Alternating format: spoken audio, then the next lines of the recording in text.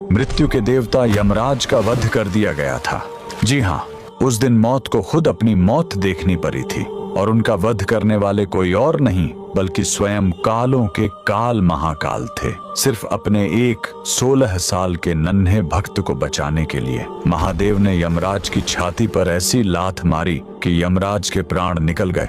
कहानी शुरू होती है महान शिव भक्त ऋषि मृकंडु और उनकी पत्नी मरुदवती से।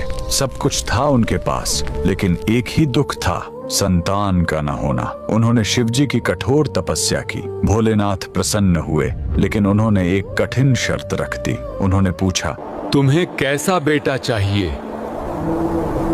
एक जो 100 साल जिए लेकिन मूर्ख हो, या एक ऐसा ज्ञानी बेटा जिसकी उम्र सिर्फ 16 साल हो? ऋषि ने पत्थर दिल करके कम उम्र वाला ज्ञानी बेटा चुना। घर में किलकारी गूंजी। बेटे का नाम रखा गया मार्कंडेय। मार्कंडेय बड़ा होने लगा, उसका तेज बढ़ता गया। लेकिन जैसे जैसे उसका 16वां जन्मदिन पास आ रहा था, माता पिता का रो रो कर बुरा हाल था। जब मार्कंडेय ने कारण पूछा और उसे अपनी मौत का सच पता चला, तो वो नन्हा बालक बिल्कुल नहीं घबराया। उसने कहा, मैं उस महाकाल की शरण में जाऊंगा जो मौत को भी बदल सकते हैं। वह घर छोड़कर एक पवित्र और सुंदर नदी के किनारे आ गया। उसने मिट्टी से एक शिवलिंग बनाया और तपस्या में लीन हो गया। लगातार 3 दिन बीत गए। तीसरे दिन जब मार्कंडेय पूरे 16 साल के हुए, तो यमराज ने अपने यमदूतों को भेजा। यमदूत जब उसे छूने गए, तो मार्कंडेय की भक्ति के तेज ने उन्हें रोक दिया। हार मानकर वो भाग खड़े हुए। अब यमराज का गुस्सा फूट पड़ा। वो खुद अपना घातक काल पाश लेकर वहां आ पहुंचे और गरजे, बालक, तेरा समय पूरा हुआ। डरा हुआ मार्कंडेय शिवलिंग से लिपट गया।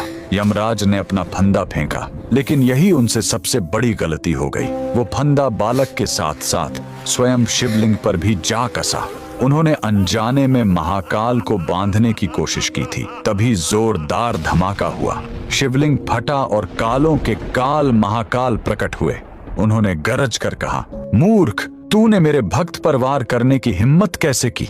महाकाल ने एक जोरदार लात यमराज की छाती पर मारी और अपने त्रिशूल से वहीं यमराज का वध कर दिया। उस पल दुनिया से मौत खत्म हो गई। शिवजी ने मार्कंडेय को अमर होने का वरदान दिया। बाद में सृष्टि का संतुलन बनाए रखने के लिए उन्होंने यमराज को भी वापस जिंदा किया, लेकिन इस चेतावनी के साथ कि वो शिव भक्तों से दूर रहेंगे। उस महाशक्तिशाली महादेव के लिए कमेंट में हर हर महादेव जरूर लिखें।